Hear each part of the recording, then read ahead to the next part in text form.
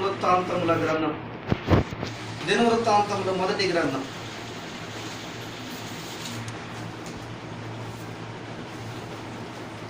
17వ అధ్యాయము 27వ వచనము అందరము కలిసి చదువుకుంటాం. దినవృత్తాంతముల మొదటి గ్రంథము 17వ అధ్యాయము 27వ వచనాన్ని 17వ అధ్యాయము 27వ వచనం అందరం చదువుతాం. ఇప్పుడు నీ దాసుని సంతతి నిత్యము నీ సన్నిధిని ఉండునట్లుగా దానిని ఆశీర్వదింపను అనుగ్రహించి ఉన్నావు. యెహోవా, నీవు ఆశీర్వదించిన యెడల అది ఎన్నటికీ ఆశీర్వదింపబడి ఉండును. చిన్న ప్రార్థన చేసుకుంటాం. ప్రేమ కలిగిన తండ్రి, జీవం కలిగినటువంటి దేవా, యేసుక్రీస్తు ప్రభువారి అతి శ్రేష్టమైన నామాన్ని బట్టి వందనాలు. మరొకసారి ఈ యొక్క రాత్రికాల సమయమందు ఈ రీతిగా అమూల్యమైనటువంటి మీ పాదం దగ్గర ప్రార్థించడానికి మీరు మాకు ఇచ్చినటువంటి సమయాన్ని బట్టి వందనాలు. ఉదయకాలం ముందు మీరు మమ్మల్ని ప్రేమించి మాకు అనుగ్రహించినటువంటి మీ వర్తమానాన్ని బట్టి వందనాలు. తిరిగి ఈ యొక్క రాత్రికాలం ముందు ఈ గృహంలో చేరి వచ్చిన మాకు మీరు ఈ యొక్క అమూల్యమైనటువంటి పాదం నుంచి నీ వర్తమానాన్ని విడుదల చేయండి. మా జీవితానికి కావాల్సిన మాటలు విడుదల చేయండి. నీ దాసుడు నిష్ప్రయోజనమైన వాడు, చేతకాని వాడు, బలహీనుడు, ఏమాత్రం ప్రయోజనం లేనివాడు, నీవు ఏదైనా ఇస్తే తప్ప చెప్పలేనంత బలహీనుడు నేను ఒప్పుకుంటూ నీ బలం ఎంచుకోవడం ముక్కల కొరకు మేము ఆశలు ఎదురు చూస్తున్నాం. దయతో జ్ఞాపకం చేసుకొని మీ పరిశుద్ధ సింహాసనం నుంచి మీ మాటలు విడుదల చేయండి. మీ స్వరాన్ని మాకు అనుగ్రహించండి. మీ మెల్లనైనటువంటి మాటలు విడుదల చేయమని కోరుతూ మరి ప్రభా ఈ రాత్రి కాలం ముందు మీ సన్నిధిని మాకు అనుగ్రహించమని, మహిమ ఘనత ప్రభావములు మేము మాత్రమే పొందమని యేసు ప్రభువారి శ్రేష్టమైన నామం ప్రార్థన స్తుతించి ప్రార్థించి వేడుకుంటున్నాం తండ్రి. ఆమేన్.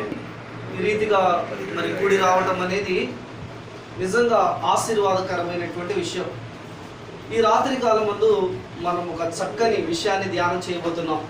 అదేంటంటే, ఆశీర్వదింపబడాలంటే నేనేం చేయాలా? ఇంకా బాగా అర్థం కావాలంటే ఆశీర్వాదానికి మార్గాలేంటి? ఆశీర్వాదం అనే పదమే అది అర్థమైంది. ఆశీర్వాదం అనే పదం ఎలాంటిదంటే అది చాలా మందికి ఇష్టమైన పదం. ఆశీర్వాదం నాకు వద్దనే వాళ్ళు ఈ ప్రపంచంలో ఎవరు లేరు. చిన్న పిల్లవాడు మొదలుకొని పెద్దవారి వరకు ప్రతి వారికి కావాల్సింది ఏంటంటే ఆశీర్వాదం కావాలా. అందుకే బైబిల్ గ్రంథంలో ఆశీర్వాదం కొరకై పోరాడిన వాళ్ళు ఉన్నారు, ఆశీర్వాదం కొరకై తిరుగుబాటు చేసిన వాళ్ళు ఉన్నారు, ఆశీర్వాదం కొరకై పరిగెత్తిన వాళ్ళు కూడా ఉన్నారు. అంటే ఈ మాటలన్నీ ఎందుకు చెప్తున్నానంటే, ఆశీర్వాదం అనేది చాలా ఇష్టమైంది. అసలు ఆశీర్వాదం అంటే ఏంటి? మొదట ఆ పదానికి అర్థం ఏంటో తెలిస్తే ఆశీర్వాదము అది ఎలా పొందుకోవాలో మనం చూడవచ్చు. ఆశీర్వాదం అంటే చాలామందికి ఒక రకమైన అభిప్రాయం ఉంటుంది. ఏదంటే 2 కార్లు ఉంటాయి, 4 బిల్డింగ్లు ఉంటాయి, 10 ఎకరాల పొలం ఉంటే వాళ్ళ గురించి మనం ఏమంటామంటే అతను బాగా ఆశీర్వదింపబడ్డవాడండి అని అంటాం. కానీ బైబిల్ అలాంటి సమాధానం చెప్పదు. నాబాలుకి చాలా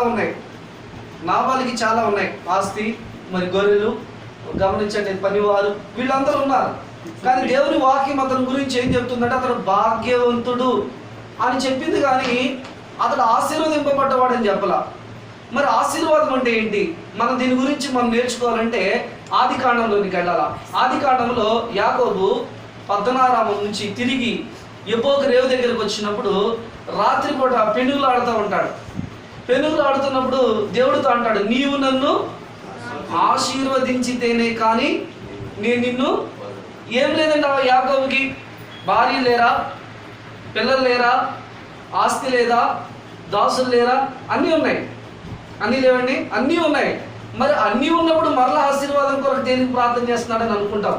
అంటే ఇవన్నీ ఆశీర్వాదం కాదు, ఇది గుర్తుపెట్టుకోవాలి. భౌతికమైన వస్తువాహనాలు నాకు కలిగి ఉంటే నేను ఆశీర్వదింపబడ్డాను అనుకోవడం పొరపాటు. ఒకరోజు యేసయ్య కూడా ఇలా చెప్పాడు లోకాసు వార్తలో. అదేంటంటే, ఒకని కలిమి విస్తరించుట వారి జీవానికి మూలం కాదు. అంటే ఒక వ్యక్తి డబ్బు సంపాదించినంత మాత్రాన అతడు ఆశీర్వదింపబడిన వ్యక్తి కాదు. మరి ఆశీర్వాదం అంటే ఏంటి అని అంటే అర్థం ఏంటంటే, మరణంలో నుండి జీవంలోనికి దాటింపబడటమే ఆశీర్వాదం. యాకోబు రాత్రి కాలం ముందు ఆశీర్వాదం అనే పదానికి ఎందుకు పోరాడుతున్నాడంటే, రేపు ఉదయం తనకు మరణం ఎదురు కాబోతుంది. ఎలాగూ ఏశావు రూపంలో వస్తుంది. ఆ మరణం నుంచి తను తప్పించేది దేవుడే. ఇక ఇక వేరే ఎవరో తప్పించలేరు.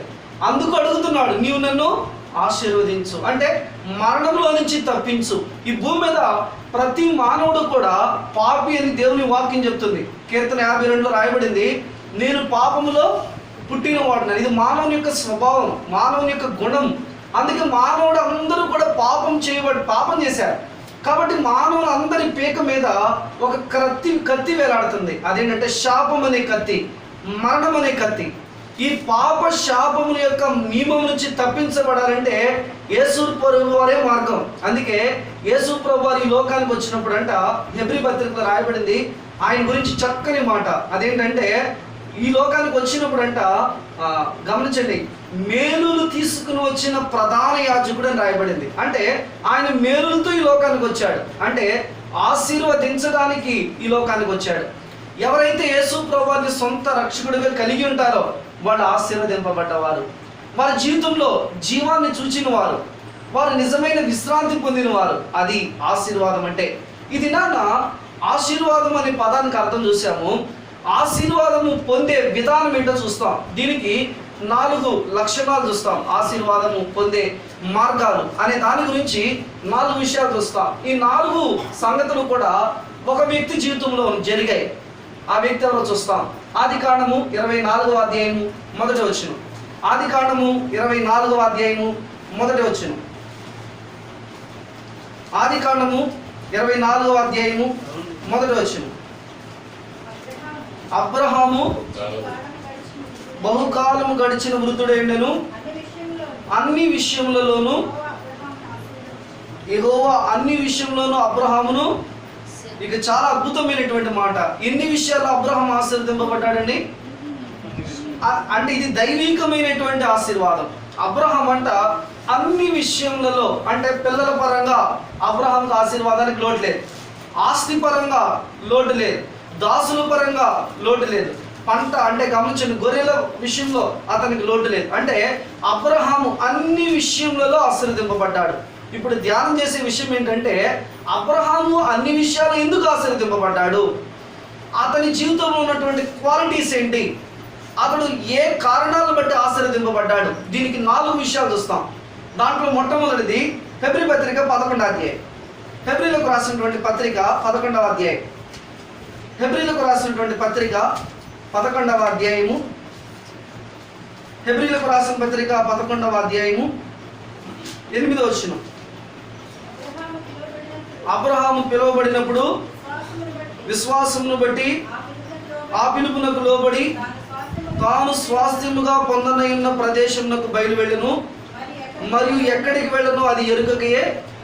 అబ్రహాము అనేటువంటి పేరు చాలా సుపరిచితమైంది. అబ్రహాం గురించి బైబిల్లో ఏమని రాయబడింది, అబ్రహాము దేవునికి స్నేహితుడు. ఈ మాట బైబిల్లో 3 సందర్భాల్లో చెప్పబడింది. అబ్రహాంకి ఇంకొక పేరు ఉంది. ఆ పేరేంటంటే అబ్రహాము విశ్వాసులకు తండ్రి. అబ్రహాం గురించి గమనించండి, ప్రపంచంలో ఎక్కడికైనా తెలుస్తుంది. గమనించండి, యోధా మతంలోనికి వెళ్ళి అబ్రహాం గారి గురించి అడగండి, అబ్రహాం గారు ఎవరు అని. వాళ్ళు ఏమంటారు తెలుసండి, అబ్రహాం మాకు తండ్రి అండి అంటాడు. మీరు ముస్లిమ్స్ దగ్గరికి వెళ్ళి అడగండి అబ్రహాం ఎవరండి అని, వాళ్ళు ఏం చెప్తారు, వాళ్ళు కూడా ఇదే సమాధానం, అబ్రహాం మాకు తండ్రి అండి అంటారు. విశ్వాసులు అంటే క్రైస్తవుల దగ్గరికి వెళ్ళి అడగండి అబ్రహాం ఎవరని, వాళ్ళు ఏం చెప్తారు, అబ్రహాం మాకు కూడా తండ్రి. అంటే ప్రపంచం అంతా ఎరిగినటువంటి పేరు ఇది. అలాంటి గమనించండి, ప్రపంచంలో గమనించండి 3 ముఖ్యమైన మతాల్లో, ఇంకో మాటలో చెప్పాలంటే 3 మతాలకి ముద్దు బిడ్డ లాంటి వాడు. అలాంటి అబ్రహాము గురించి బైబిల్ ఏం చెప్తుందంటే అతడు అన్ని విషయములలో ఆశీర్వదింపబడ్డాడు. అతని ఆశీర్వాదానికి కారణాలు ఏంటో ఈ దినాన్ని చూస్తున్నాం. దాంట్లో మొదటిది ఏంటంటే అబ్రహాము పిలవబడినప్పుడు అనే మాట రాయబడింది. అబ్రహాము జీవితంలో మనం చూసే మొదటి గమనించండి ఈ యొక్క లక్షణం ఏంటంటే అతడు పిలవబడ్డవాడు. ఈ పిలుపు అనేది గమనించండి అబ్రహాముకు మాత్రమే కాదు, ప్రపంచంలో ఉన్న ప్రతి మానవునికి ఇవ్వబడింది. అబ్రహాము యొక్క గత జీవితాన్ని గురించి చూసేమనుకోండి, అబ్రహాము తండ్రి ఒక విగ్రహారాధికుడు. వాళ్ళు గమనించండి విగ్రహాలు తయారు చేసేటువంటి కుటుంబంలో పుట్టారు. బాగా చెప్పాలి అంటే ఇది బాగా సుపరిచితమైన కథ మీకు చెప్తున్నా, అబ్రహాం జీవితంలో జరిగింది. ఒక్క రోజంట అబ్రహాం గారి తండ్రి ఊరు వెళ్తా అబ్రహాం గారు ఒక పని అప్పగించారంట. అయ్యా, నేను ఊరు వెళ్తున్నాను, వారం రోజుల పాటు రాను, మరి మనకి మూల దేవతలు ఉన్నాయి, నేను వచ్చేంత వరకు నువ్వు ఏం చేస్తావంటే నైవేద్యం రోజు ఉదయం పెట్టవయ్యా నువ్వు నైవేద్యం అని చెప్పి అప్పగించి వెళ్ళాడంట. సరే, అబ్రహాం గారు ఉదయం లేచారు. ఉదయం లేచిన తర్వాత నైవేద్యం పెట్టాడు. నైవేద్యం పెట్టిన తర్వాత ఆ నైవేద్యం ముందు గంటసేపు కూర్చున్నాడు.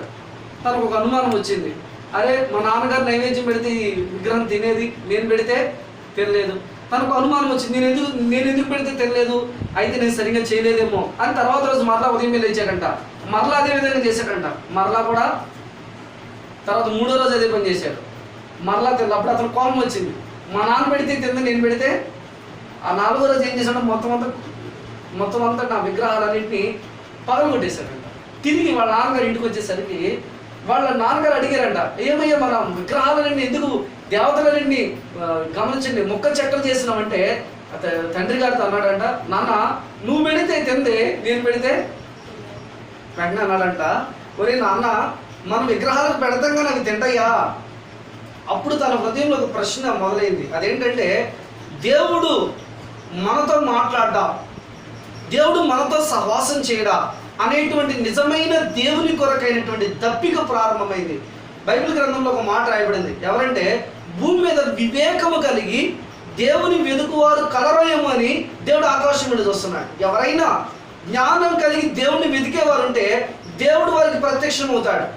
సాధు సుందర్ సింగ్ గారి గురించి చెప్పవచ్చు. ఆయనకు ఒక తృష్ణ ఉంది, దప్పిక ఉంది. ఏంటా దప్పిక? నిజమైన దేవుణ్ణి నేను తెలుసుకోవాలా. దాని కొరకై గమనించండి, ఒక రోజు ఒక భయంకరమైన స్థితికి వచ్చేసాడు. తన మానసికమైన ఒత్తిడికి ఈ రోజు రాత్రి పడుకునే ముందు ఒక ట్రైన్ వెళ్ళిందంట. తిరిగి ఈ ట్రైన్ ఈ ప్రాంతంలో మరలా తెల్లారగంటలు 4 గంటలకు వస్తుంది. ఒకవేళ నిజమైన దేవుడు ఇష్టపడితే ఖచ్చితంగా దేవుడు తాను ప్రత్యక్షపరుచుకుంటాడు. అబ్రహాము జీవితంలో జరిగింది ఇదే. అబ్రహాము పిలువబడ్డాడు అంటే అర్థం ఏంటి? దేనికి, ఏ దేశానికి పిలువబడ్డాడు? ఏ దేశానికి అబ్రహాం పిలువబడ్డాడండి? అబ్రహాం పిలిచినప్పుడు దేవుడు ఏ దేశానికి వెళ్ళమన్నాడు చెప్పాడండి? దేశం చెప్పలా. పోనీ అబ్రహాంకి దేవుని పేరేమో తెలిసినప్పటికీ లేదు. అబ్రహాం దేవుడిని చూచాడండి? దేవుడిని చూడలేదు, దేవుని పేరు సరిగా తెలియదు, ఏ దేశానికి వెళ్ళాలో కూడా. ఎలా అర్థమండి? ఈరోజు మనకి గమనించండి, అబ్రహాము విశ్వాసానికి ఆధారం లేనప్పుడు నమ్మాడు. ఈ దినాన మనం యేసు ప్రభువుని నమ్మడానికి చాలా ఆధారాలు ఉన్నాయి. ఆయన ఈ లోకంలో జన్మించాడు అనడానికి ఆధారం ఉంది. ఆయన ఈ లోకంలో 33.5 సంవత్సరాలు జీవించాడు అనడానికి ఆధారం ఉంది. ఆయన మరణించి తిరిగి లేచాడు అనడానికి ఆధారం ఉంది. ఇన్ని ఆధారాలు ఉన్నా మనం యేసయ్యని నమ్మలేము. ఆ దినాల్లో అబ్రహాంకి ఆధారం లేదు. ఏ దేశానికి వెళ్ళాలో తెలియదు, ఎక్కడికి వెళ్ళాలో తెలియదు. ఉదాహరణకు గమనించండి, ఈ ప్రాంతంలో అబ్రహాం గారు ఈ రోజు బయలుదేరుతున్నారు అనుకోండి, మొత్తం అన్ని చదువుకుంటున్నారు. నాలాంటి వాడు అబ్రహాం గారి దగ్గరికి వచ్చారు. అబ్రహ్మా, ఏంటి అబ్రహాం గారు, ఏంటి మీరు ఇంత ఆస్తిని విడిచిపెట్టి ఎక్కడికి వెళ్తున్నారంటే, దేవుడు నన్ను పిలిచాడండి ఒక దేశానికి వెళ్ళమని, ఆ దేశానికి బయలుదేరుతున్నాను అంటాడు. వెంటనే అబ్రహాంతో దేవుడు ఆ వ్యక్తి అన్నాడు, ఏ దేశానికి వెళ్తున్నారండి అని అడిగాడు అనుకోండి, ఏం చెప్పాలా? దేవుడు పిలిచాడండి నిజమే, కానీ ఏ దేశానికి వెళ్ళమన్నాడో. పోనీ మీకు ఆ దేవుని పేరు ఏమన్నా పూర్తిగా తెలుసా అంటే, అదా అండి దేవుని పేరండి, మరి నాకు అంతగా తెలియదండి. పోనీ దేవుడిని ఏమైనా చూసావా? దేవుడిని కూడా నేను చూడలేదండి. నాలాంటి ఏమన్నా దేవుడిని చూడడం లేదు, దేవుడి పేరు తెలియనే లేదు, ఎక్కడికి వెళ్ళమన్నాడో కూడా తెలియదు. ఏమయ్యా అబ్రహాము గుడ్డోడువా అని అంటాం మనమైతే. అంటే గమనించండి, అలాంటి పరిస్థితులు ఉన్నాయి. కానీ అబ్రహాము గమనించండి, ఎబ్రీ పత్రిక 11వ అధ్యాయంలో అబ్రహాము పిలువబడినప్పుడు ఆ పిలుపుకు లోబడ్డాడు. ఇది నాన్న సర్వలోకంలో ఉన్న మానవాళిని దేవుడు పిలుస్తున్నాడు. ప్రయాసపడి భారము వచ్చిన సమస్త జనులారా నా యొద్దకు రండి, నేను మీకు విశ్రాంతిని. ఇది మానవాళ్ళందరికీ ఇస్తున్నటువంటి పిలుపు. నాటి దినాన అబ్రహాము పిలుపుకు లోబడ్డాడు. అంటే ఇక్కడ 2 విషయాలు ఉన్నాయి. విశ్వాసం ఉంది కాబట్టి విధేయత చూపించాడు. పిలుపు అనేది ఇక్కడ ప్రతి వ్యక్తికి ఇవ్వబడింది. చూడండి, యేసు ప్రభు వారు ఒక పెళ్లి విందు చేసి అక్కడ ఉన్న వాళ్ళందరినీ పిలిచినాడు. పిలిస్తే ఒక ఆయన అన్నాడు, అయ్యా ఎప్పుడే నేను పెళ్లి చేసుకున్నా, నేను రాలేనన్నాడు. ఇంకొక ఆయన అన్నాడు, అయ్యా కొత్తగా ఒక జత ఎడ్లు కొన్నా, నేను రాలేనన్నాడు. ఇంకొక ఆయన అన్నాడు, నేను ఒక పొలం కొన్నాను, నేను. వాస్తవానికి చెప్పండి, కొత్తగా పెళ్లి చేసుకుంటే విందుకు రాకూడదని ఉందా? కొత్తగా ఒక జత ఎడ్లు కొన్నాం, విందుకు రాకూడదని ఉందా? అంటే ఇవన్నీ అభ్యంతరాలే. అంటే గమనించిన నిజమైనటువంటి ఇవన్నీ సాగులే, కానీ అభ్యంతరం కాదు. రావచ్చు, వెళ్ళవచ్చు, కానీ వాళ్ళందరూ పెళ్లి విందుకు వెళ్ళడానికి ఇక్కడున్న మనందరికీ పిలుపు ఇవ్వబడుతుంది. అబ్రహాము ఆశీర్వదింపబడ్డా అంటే బలమైన కారణం ఏంటంటే అతడు ఆ పిలుపుకు విధేయత చూపించాడు. ఇది నన్ను మన జీవితంలో ఆశీర్వాదం ఎందుకు పొందలేకపోతున్నాం? చూడండి, యెషయా గ్రంథం 1వ అధ్యాయం, యెషయా గ్రంథం 1వ అధ్యాయం, యెషయా గ్రంథం 1వ అధ్యాయం 19వ వచనం, యెషయా గ్రంథం 1వ అధ్యాయం 19వ వచనం. మీరు సమ్మతించిన మాట విని ఎడల ఏం చేయాలంట? మనము సమ్మతించి మాట వినాలంట. కానీ మనకు ఒక వాడుకుంది, బాల్యం నుండి ఉందంట. ఇర్మియా గ్రంథంలో అంటాడు, ఆ మాట ఏంటి తెలుసా? మాట వినకపోవటం మనకు వాడుక. అందుకే ఇర్మియా గ్రంథంలో అంటాడు, దేశమా దేశమా దేశమా యెహోవా యొక్క మాట విను. వినుటంలో ఆశీర్వాదం ఉంది, లోబట్టంలో ఆశీర్వాదం ఉంది. చూడండి, ఆ 5 రొట్టెలు 2 చిన్న చేపలు 5,000 మంది పంచడం జరిగిందంటే ఒక చిన్న పిల్లవాళ్ళ విధేయత చూస్తాం అక్కడ. కానా పెండ్లి విందులో మీరు ద్రాక్షరసంగా ఎలా మారింది చెప్పండి? మీరు ఎలా మారింది? పరిచారకుల యొక్క విధేయత. వాళ్ళకి ఏం చెప్పారు అవి వాళ్ళు చేశారు అంతే. గమనించండి, 2 దోణులు మునిగినట్లు చేపలు ఎప్పుడు పడ్డాయి? పేతురును వలవేయమంటే ఏం ప్రభు పగలపు వలవేయమంటా, నీకు పిచ్చోళ్ళు లేకుండా నాయన ఈ వృత్తిలో నేను ఆరితేరిపోయా, చిన్నప్పటి నుంచి దోణిలో పుట్టి పెరిగినాడు, నాకు చెప్తున్నావా పగలు వలవేయమంటా? నువ్వు రాత్రి అంతా కష్టపడి అలసిపోతుంటే కొత్తగా నీ బోధాపు అని అంటాం. కానీ గమనించండి, పేతురు అలాగల్లా, అయినా నీ మాట చొప్పున వల వేస్తాం అంటే అర్థం ఏంటి? విధేయతలోనే ఆశీర్వాదం ఉంది, లోబడటంలోనే ఆశీర్వాదం ఉంది. గమనించండి, విధేయత ప్రశ్నించదు. మన విధేయత ఎలా ఉంటుందంటే ప్రశ్నిస్తాం. అంటే ప్రతి దానికి ఇది చేస్తే ఏం జరుగుతుంది, ఇలా చెయ్యాలా, ప్రశ్నలు. గమనించండి, విధేయతలో ప్రశ్నలు. కానీ అబ్రహాము ఆశీర్వదింపబడడానికి కారణం ఏంటంటే పిలుపుకు లోబడ్డాడు. దేవుడిని చూడకపోయినప్పటికీ, ఏ దేశం వెళ్ళాలో తెలియనప్పటికీ దేవుని యొక్క మాటకు విధేయత చూపించాడు. ఇది మనం విధేయత చూపిస్తున్నామా? ఎన్నిసార్లు ప్రభు మన పిలవట్లా? ప్రకటన గ్రంథం 3వ అధ్యాయంలో, ఇదిగో నేను తలుపునంత నుండి ఎవడైనా నా స్వరం ఎన్నిసార్లు వింటలేదు ఆయన స్వరం? ప్రతిదినం మాట్లాడుతూనే ఉన్నాడు. గమనించిన వర్తమానాల ద్వారా, పరిస్థితుల ద్వారా, ఆయా రకాల వ్యక్తుల ద్వారా దేవుడు తనకు లోబడమని వాక్యాన్ని ప్రకటిస్తూనే ఉన్నాడు. మనం లోబడుతున్నామా? మనం ఎలాంటి వాళ్ళం అంటే శోరంబతి లాంటి వాళ్ళం. ఎలాంటి వాళ్ళు? సాకులు బాగా చెప్తాం. ఏమని? గమనించండి, ప్రియుడు వచ్చి తలుపు తడుతున్నాడు. తలుపు తడుతుంటే ఏం చెప్పింది? అయ్యా ఇప్పుడే నేను స్నానం చేశా, పై బట్ట తీసివేసా, మరలా నా కాలికి మురికి ఎలా చేసుకోవాలా అంటే ఇది నన్ను ఎలాంటి వాళ్ళు అంటే అందరూ సాకులు చెప్పేవాళ్ళు. మా అమ్మాయి పెళ్ళి అయితే వేసి నమ్ముకుంటారండి, మా అబ్బాయికి ఉద్యోగం వస్తే వేసి నమ్ముకుంటారండి, గమనించి నా కష్టాలన్నీ తీరిపోతే వేసి నమ్ముకుంటారండి, నాకు రోగం తగ్గితే వేసేది అంటే ఇవన్నీ గమనించండి. నిజమైన విధేయత తాలూకా చిహ్నాలు కాదు. నిజంగా చెప్పండి, యేసయ్య లోపలికి వస్తే లోపలని బయటకు వెళ్తాయా? బయటికి వెళ్ళిన తర్వాత యేసయ్య లోపలికి వస్తాడు. జక్కయ్య చక్కని ఉమ్మాలి. జక్కయ్య ఇంట్లోకి యేసయ్య వచ్చాడు, అప్పుడు ఏమైంది చెప్పండి? జక్కయ్య ఇంట్లో ఏమైంది? యేసయ్య నాలోకి రాకుండా నాలోకి బయటికి, ఇది మానేసిన తర్వాత వస్తానంటావు. నువ్వు రాలేవు, ఎప్పటికీ రాలేవు, నువ్వు మానలేవు. యేసయ్య నీలోకి వస్తే అది మానగలుగుతావు. కాబట్టి యేసు ప్రభువు కోరుతుంది ఏంటంటే విధేయతను కోరుతున్నాడు.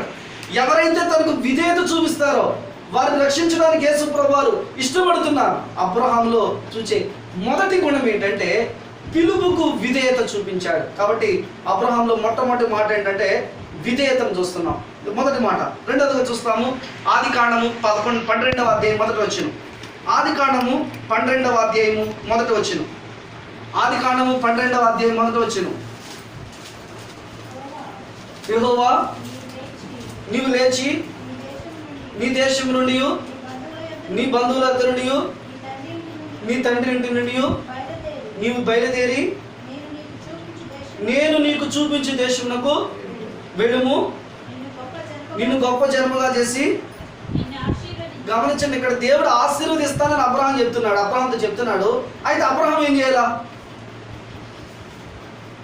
గమనించండి, దేవుడు నిన్ను ఆశీర్వదిస్తాను అబ్రహామా, నువ్వు ఆశీర్వాదంగా ఉంటావు, నిన్ను ఆశీర్వదించే వారిని ఆశీర్వదిస్తాను, నిన్ను దీవించే వారిని దీవిస్తాను, నీ మూలంగా సమస్త వంశంలో ఆశీర్వదింపబడతాయి. అయితే నువ్వు పని చేయాలి.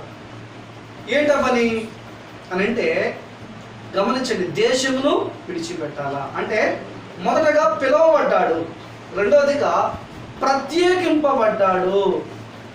ఎక్కడి నుంచి ప్రత్యేకింపబడ్డాడు? అబ్రహాము జీవితంలో ఏడంతల ప్రత్యేకత ఉంది అబ్రహాం జీవితంలో.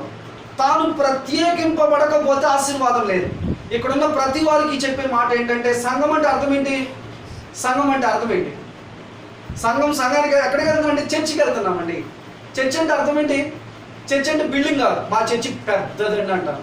పెద్దది లేదు, చిన్నది లేదు. చర్చ్ అంటే ఏంటి అర్థం? ఎక్కడ గమనించండి, యేసు ప్రభువారి నామాన్ని బట్టి ఇది సంఘం. యేసయ్య రక్తంతో కొనబడ్డ వారే సంఘం. సంఘం అనే మాటకు అర్థం ఏంటంటే ప్రత్యేకింపబడిన గుంపు. అది ఆదికాండం 2వ అధ్యాయం, క్షమించండి, అపోస్తలుల కార్యాలు 2వ అధ్యాయంలో రాయబడింది. వారు వేరైనారంట. అంటే సంఘం అంటే ప్రత్యేకింపబడిన గుంపు. అబ్రహాంలో మనం 7 అంతల ప్రత్యేకత చూస్తాం. మొదటగా దేశం నుండి ప్రత్యేకింపబడ్డాడు. దేశం అంటే దేనికి? ఆచారాలకి గుర్తు. చాలాసార్లు రక్షింపబడతాం కానీ ఆచారాలు మాత్రం మనం ముహూర్తం చూడండి ఏది చెయ్యం. కొంతమంది గమనించండి, ఒక ఆయన మా యొక్క ఒక చోట ఇలాగ పెళ్లి శుభలేఖ ఎలా రాశారంటే 10 గంటల 6 నిమిషములకు వివాహం జరపబడుతుందంట. 6 నిమిషాలు ఎందుకు వచ్చింది అంటే వాడి ముహూర్తం చూసాడు కాబట్టి 6 నిమిషాలు వేసాడు. అంటే ఇది గమనించండి, ఇది క్రైస్తవ వివాహం పేరుకి, కానీ ఆచారాలన్నీ పెట్టి దేశాన్ని విడిచిపెట్టాలంటే అర్థం అంటే నువ్వు ఆశీర్వదింపబడాలంటే నువ్వు ప్రత్యేకింపబడాలి. సంఘం అంటే సాంబార్ కాదు. ఇప్పుడు మనం ఎలాగంటే సాంబార్ అయిపోయాం. సాంబార్ అంటే ఏ కూరగాయన వేయచ్చు, దాంట్లో ఒక ప్రత్యేకత లేదు కదా. అంటే అర్థం ఏంటంటే మనము ఏ దాన్ని విడిచిపెట్టాం, లోకాన్ని విడిచిపెట్టము, యేసయ్యని విడిచిపెట్టాము. యేసయ్యే కావాలి, ఎందుకని యేసయ్య లేదా పరలోకం లేదు, లోకం కూడా కావాలా. అందుకే అంటారు మలుగు పాము తెలుసా? మలుగు పాము ఓసర వెళ్ళి తెలుసా? రంగులు మారుస్తుంది. క్రైస్తవులు బాగా మార్చేస్తారు. ఎక్కడికి వెళ్తే అక్కడ. వేండర్లో నేను 2 ఏళ్ళు సేవ చేశాను. అక్కడ ఏం జరిగిందంటే క్రొత్తగా వెళ్ళాను ఆ ఊరు. క్రొత్తగా వెళ్ళిన తర్వాత సేవ చేశాను. భీమవరం వెళ్ళి మెడిసిన్ తేవడానికి భీమవరం వెళ్ళాను. భీమవరం వెళ్ళి వచ్చేటప్పుడు ఒక ఆవిడ ఆటోలో ఎక్కింది. ఆవిడని ఎక్కడో చూసాను, నాకు అర్థం కాదు. ఆవిడ నేను ఎక్కడో చూశాను, కానీ ఆవిడ పూర్తిగా పోని ఎక్కడో చూసానంటే ఈ ప్రాంతం నాకు క్రొత్త కాదు, కానీ ఆవిడ ఒంటి నిండా బంగారాలు పెట్టేసింది, బొట్లు పెట్టేసింది. ఎలా ఉందంటే అసలు చూడటానికి మనకు ఆశ్చర్యం. ఈవిని ఎక్కడో చూసాను అనిపించింది. ఆవిడ నాతో మాట్లాడాల. సరే, తర్వాత ఆదివారం మందిరికి వచ్చింది. ఈవిని ఎక్కడ చూసాను, ఆ రోజు నాకు ఈవిని ఎక్కడ చూసాను అనిపించింది. ఆ తర్వాత నాకు గుర్తొచ్చిందండి, ఈవిని నేను ఆటోలో చూశాను. అంటే ఆవిడ ఎక్కడికి వెళ్తే అక్కడికి వెళ్ళే వాళ్ళకు అమ్మ లోకం అమ్మ ఒప్పుకోదు. అలా ఉంటే నువ్వు ఎప్పటికీ ఆశ్రదింపండి. సంఘం అంటే ప్రత్యేకింపబడిన గుంపు. ఆచారాలు విడిచిపెట్టాలి. అబ్రహాంలో 7 అంతల ప్రత్యేకత చెప్తాను చూడండి. దేశం నుండి ప్రత్యేకింపబడ్డాడు. తర్వాత బంధువులు అంటే అర్థం ఏంటి? మమత ఆప్యాయతలు. చాలాసార్లు ఈ మమత ఆప్యాయతలు ఏం చేస్తాయి అంటే మనం ప్రభుని వెంబడించడానికి ఆటంకంగా ఉంటాయి. ఉదాహరణకు లోతు భార్య గమనించండి, సొదొమ గొమొర్రాను విడిచిపెట్టిన తర్వాత మరలా ఎక్కడ చూసిందండి? వెనక్కి చూసింది. ఎందుకు వెనక్కి చూడాలా? నా ఇల్లు ఏమైపోతుందో, నా పశువులు ఏమైపోతాయో, నా ఆస్తి ఏమైపోతుందో, దాని దేశం మీద ఉన్న ప్రేమ పోలా. అది ఉన్నంత కాలం ప్రభుని వెంబడించలేవు. తర్వాత నీ తండ్రి అంటే ఎవరో? మీరు మీ తండ్రి యొక్క అపవాది, అది విడిచిపెట్టాలా. అంటే ఆ సంబంధాన్ని అంటే మనం విడిచిపెట్టకపోతే. తర్వాత లోతు నుండి ప్రత్యేకింపబడ్డాడు, 4వ విషయం. 5వదిగా ఇష్మాయేలు నుంచి ప్రత్యేకింపబడ్డాడు. 6వదిగా షారా నుండి ప్రత్యేకింపబడ్డాడు.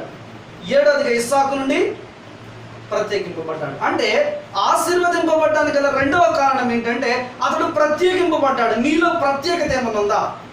క్రైస్తవుడు అంటేనే ప్రత్యేకమైన వాడు. భాషలో ప్రత్యేకత ఉండాలా, మాటలో ప్రత్యేకత ఉండాలా, జీవితంలో ప్రత్యేకత ఉండాలా. అయితే ఈ దినాల్లో మనకు ఆ ప్రత్యేకత లేదు. మనం చూసిన వాళ్ళు ఎవరైనా సరే దేవుని బిడ్డ అని చెప్పుకోలేరు. ఆ గుణాలు మన జీవితంలో కనబడటంలా. అలాంటప్పుడు ఎలా ఆశీర్వదింపబడతాం? ఆశీర్వదింపబడలేదు. అబ్రహాము గమనించండి, ఎంత చక్కని మాట చెప్పబడిందంటే ఆదికాండం 12వ అధ్యాయంలో చూడండి.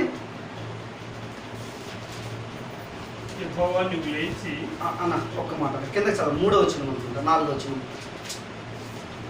ఆదికాండం 12వ అధ్యాయము 3వ వచనం. నిన్ను ఆశీర్వదించు వారిని ఆశీర్వదించేదను, శపించేదను, భూమి యొక్క సమస్త వంశములు. ఇది దేవుని యొక్క ఉద్దేశం. దేవుని యొక్క ఉద్దేశం ఏంటంటే భూమి యొక్క సమస్త వంశములు ఎవరిని బట్టి ఆశీర్వదింపబడాలని కోరుతున్నాడు? అబ్రహామును బట్టి. నిన్ను బట్టి నీ కుటుంబాన్ని, నిన్ను బట్టి నీ ఊరిని, నిన్ను బట్టి నీ దేశాన్ని ప్రభు ఆశీర్వదించాలని కోరుతున్నాడు. అయితే మనం ఏం చేయాలో చెప్పండి? నన్ను బట్టి మనం చాలాసార్లు మనకు ఒక స్వార్థం ఉంటుంది. ప్రభు నన్ను ఆశీర్వదించు, ప్రభు నన్ను ఆశీర్వదించు, ప్రభు నన్ను ఆశీర్వదించి ఎప్పటికీ ఆశీర్వదించినట్టు దేవుడు ఆశీర్వదించడు కూడా. ఎందుకని చెప్పండి? అసలు మనం చేయాల్సిన ప్రార్థన ఏంటో తెలుసండి?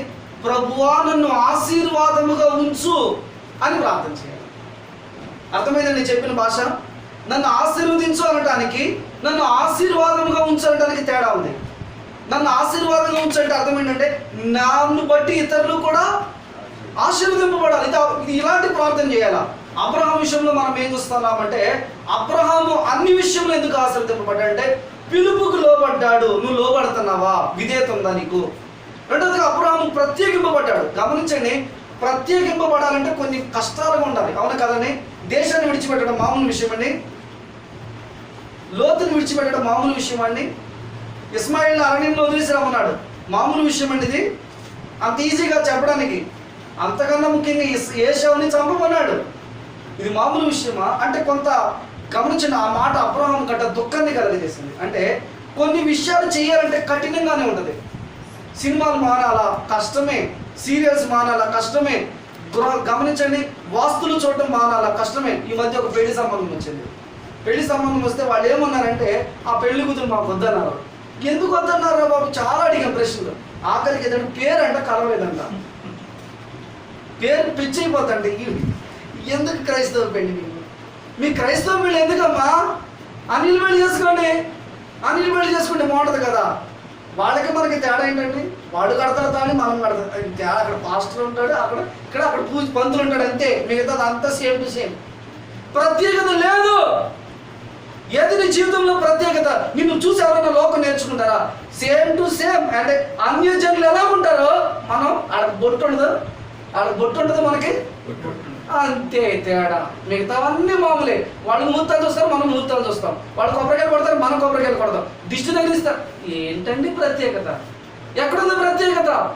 ఇలా ఉంటే నువ్వు ఎప్పటికీ ఆశీర్వదింపబడ్డావు. కొన్ని విషయాలు చేయడానికి కష్టమైపోద్ది. ఉదాహరణ గమనించి, నేను వాస్తులు చూడాల, కొంచెం ఇంట్లో పోరాటం వస్తుంది, రాదండి? వస్తుంది, అప్పుడు నిలబడాలి. అబ్రహాంకి పోరాటం రాలేదా? అబ్రహాం కంట ఇస్మాయిల్ అంటాడు విడిచిపెట్టి రమ్మంటే ఆ మాట ఏం చేసిందంటే అబ్రహాంకు మిక్కిలి దుఃఖం కలిగిందంట. చాలా బాధ అనిపించింది. అంటే ఎలాగంటే మెలిపెట్టి తిప్పేసినట్టుంది, పేగులని నిమ్మకాయ పిండేసినట్టుంది. అయినా కానీ సరే అంటే దేవుని యొక్క మాటకు విధేయత చూపించడమే కాదు, ప్రత్యేకంగా బ్రతుకు, ప్రభు నేను ఆశీర్వదిస్తాడు. మూడోదిగా ఆదికాండం 17వ అధ్యాయం 1వ వచనం.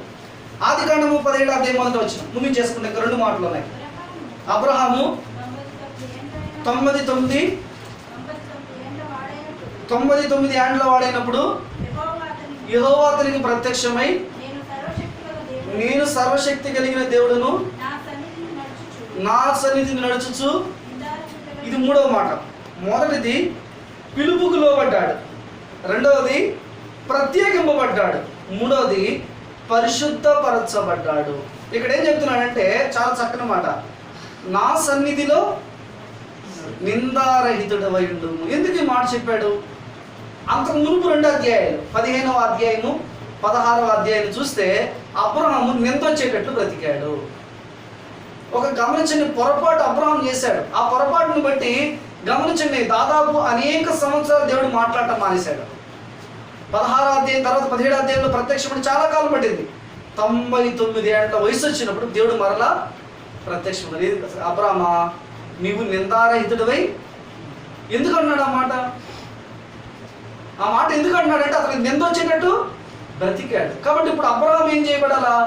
పరిశుద్ధపరచబడాలా. అందుకే ఈ అధ్యాయంలోనే దేవుడు అబ్రహాంకి సున్నతి అను నిబంధనను నియమించాడు. తద్వారా ఏం చేస్తున్నాడు?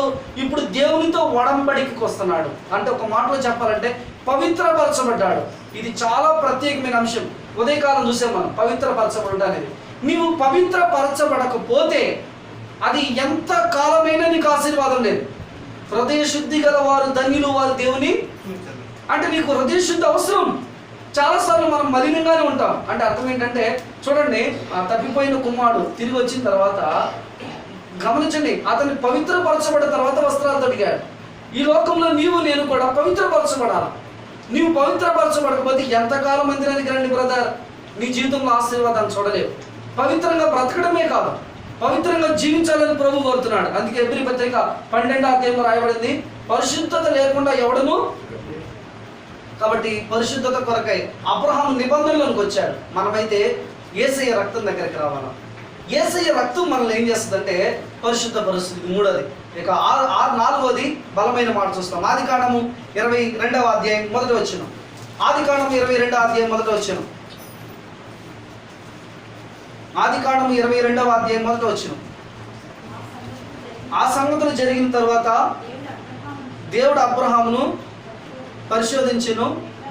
ఎట్లనగా ఆయన అబ్రహామా అని పిలువగా అతడు చిత్తము ప్రభువా అని. ఇక్కడ మనం చూడాల్సింది ఏంటంటే ఆదికాండం 22వ అధ్యాయం.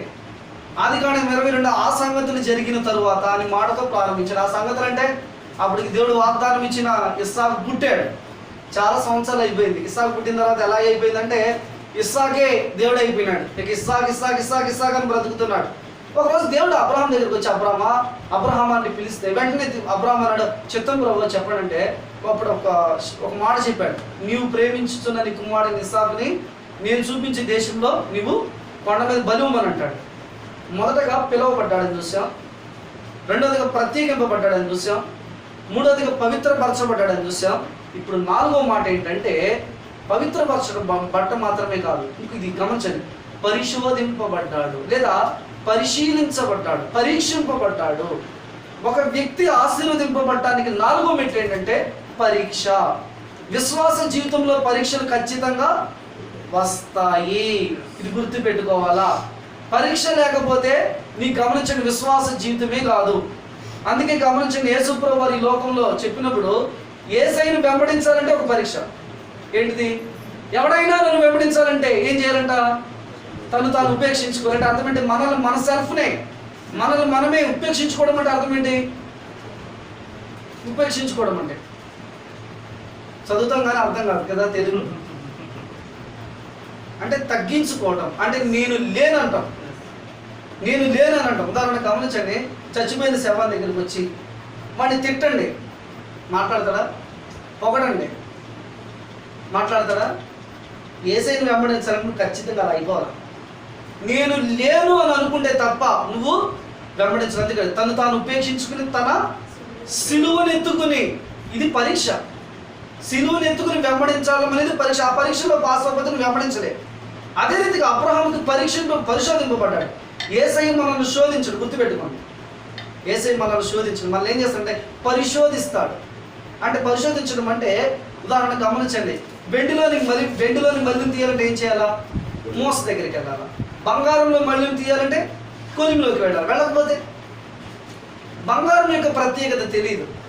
బంగారము శ్రేష్టమైనది ఎప్పుడు అవుతుందంటే అది అగ్నిలోనికి.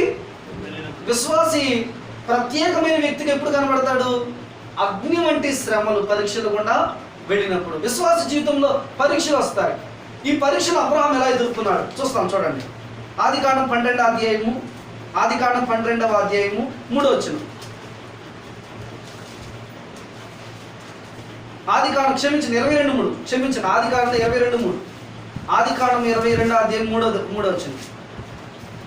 తెల్లవారినప్పుడు అబ్రహాము లేచి తన గాడిదకు గంత కట్టి తన పరివారుల ఇద్దరిని తన కుమారుడు ఇస్సాకును వెంట పెట్టుకుని దానబలి కొరకు కట్టెలను చీల్చి లేచి దేవుడు తనతో చెప్పిన చోటికి వెళ్ళాను. ఇది మొదటి స్టెప్.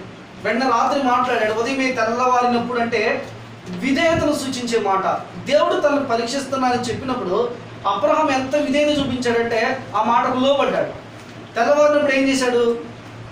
గాడిదకు, మనమైతే భార్య దగ్గరికి వెళ్తాం తెల్లవారుగానే, అమ్మ శారమ్మ దేవుడు రాత్రి నాకు ప్రత్యక్షమైనాడు. ఏం ప్రత్యక్షమై ఏం చెప్పినాడు నాయనా అంటే, ఏం లేదు మనకి ఇస్సాకుని ఇచ్చాడు కదా, ఇస్సాకుని బలిచ్చేయమన్నాడు అని అన్నాడు అనుకోండి. ఈ శారా గారు ఏమంటది? నీకు మెంటలు పట్టిందా, నీకు పిచ్చెక్కిందా? దేవుడు అలా చెప్తాడా? భార్యకు చెప్పలేదు అక్కడ. ఒకవేళ భార్యకు చెప్తే జరిగే పరిస్థితి ఇదే అంటే గమనించండి, భార్య ఒప్పుకోదు. అయితే గమనించండి, తెల్లవారినప్పుడు అంటే విధేయత చూపించాడు. వెంటనే గాడిదకి గంత కట్టడం ప్రారంభించాడు. అంటే అర్థం ఏంటంటే తన భార్యకి చెప్పలేదు. ఇద్దరు పనివారిని పెట్టుకున్నారు, కుమారుని పట్టుకున్నాడు, కట్టెలు చీల్చాడు, బయలుదేరాడు. తర్వాత 4వ వచనం చదవండి. 3వ నాడు అంటే అర్థం ఏంటంటే తానున్న ప్రదేశం నుండి ఆ ప్రాంతానికి వెళ్ళడానికి ఎన్ని రోజులు పట్టింది?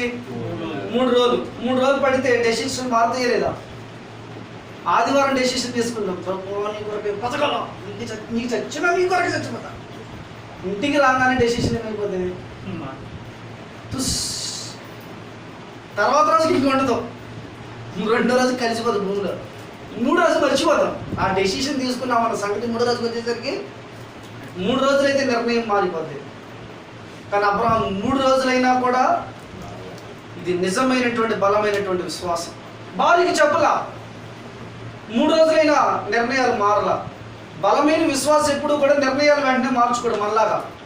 అంటే మనం ఎలాంటి వాళ్ళం అంటే, మరి ఏమనుకోకండి, నేను అలాంటి పోలికలు చేసి చెప్తాను. కుక్క తెలుసండి, బూడిదలో కూర్చున్నప్పుడు చీని బతుకు, నేను ప్రతిరోజు ఎవరో ఒకరితో తిట్లు తినిపించుకున్నాను, నీకు నేను చచ్చిన తప్పు చేయకూడదు అనుకూడదంట. అది లేచినట్టు ఏమైందంట, మళ్ళా దొన్నపోతు మీద వర్షం కురిస్తే ప్రయోజనం ఏంటంటే మారం. అంటే ఆ వేడున్నంత సేపు ఎలా ఉంటుందంటే, అంటే మందిరంలో ఉన్నంతసేపు పరలోకంలో ఉంటాం, మరి మందిరంలోంచి అడుగు బయటనే ఉండి మళ్ళీ మారం. ఈ మందిరంలో ఉన్న గంట సేపే మనకి వెచ్చగా ఉంటుంది, అంతే. బయటకంటే మళ్ళీ మామూలే. నిర్ణయాలు మార్చుకోకూడదు. ఏ తీర్మానం చేసుకున్నావో ఆ తీర్మానానికి లోబడి బ్రతకాలి. అబ్రహాము దేవుడు చెప్పిన మాటకు లోబడ్డాడు, 3 దినాలైన నిర్ణయం మారలా. తర్వాత చూడండి 5వ వచనం. తన పనివారితో, మీరు గాడిదతో ఇక్కడ నుండి, నేనును ఈ చిన్నవాడును అక్కడకు వెళ్ళి దేవునికి మొక్కి మరలా వచ్చేద్దాము అనే మాట అండర్లైన్ చేయండి. దేవుడు ఏం చెప్పాడు అబ్రహాంకి? ఏం చెప్పాడు దేవుడికి? దేవుడు అబ్రహాంకి ఏం చెప్పాడు? ఇస్సాకుని బలి ఇచ్చేయమని చెప్పాడు. దహన బలి అంటే అర్థం ఏంటి? చంపాలా, తర్వాత ఆ శవాన్ని, ఆ యొక్క బాడీని అందరినీ కాల్ చేయాలి. ఇక్కడ గమనించండి, తీసుకెళ్ళడానికి వచ్చినప్పుడు పనివారితో ఏమంటున్నాడు? మీరు ఎక్కడ ఉండండి, నేనును నా కుమారుడు వెళ్ళి వస్తానని చెప్పాడా, వస్తామని చెప్పాడా? మరలా వచ్చేదమనే మాట గమనించండి, ఇద్దరిని సూచిస్తుంది. మేమిద్దరం కూడా, అంటే అర్థం ఏంటి? అబ్రహాంలో ఏముంది చెప్పండి? విశ్వాసం ఉంది. అంటే అర్థం ఏంటి? అబ్రహాం యొక్క విశ్వాసం ఏంటంటే తిరిగి మరలా వస్తాం. ఇంకా బలమైనటువంటి మాట చూడండి, ఆదికాండం 22వ అధ్యాయం, ఆదికాండం 22:6 వచ్చింది. దహన బలికి కట్టెలను తీసుకుని పెట్టి పట్టుకుని పోయిను. వారిద్దరు కూడి వెళ్ళుచుండగా ఇస్సాకు తన తండ్రి అయిన అబ్రహాముతో నా తండ్రి అని పిలిచాను. అందుకు అతడు ఏమి నా కుమారుడు అనేను. అప్పుడు అతడు నిప్పులను కట్టెలను ఉన్నవి కానీ దహన బలికి గొర్రె పిల్ల ఏదని, అదే మనమైతే అడుగు మీద పడి ఏడ్చేస్తాం.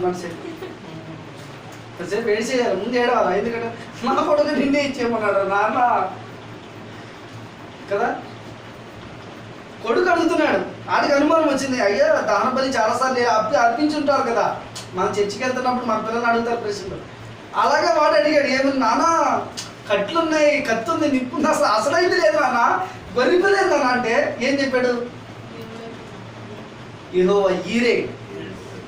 అంటే అర్థం ఏంటి? తన విశ్వాసం చూడండి, భార్యకి చెప్పలేదు. అంటే అర్థం ఏంటంటే విశ్వాసంలో జంకల. 3 దినాలైంది, నిర్ణయం మారలా. పనివారితో చెప్తున్నాడు నేను మరలా వస్తామని. ఇప్పుడు కొడుకుతో చెప్తున్నాడు ఏమని?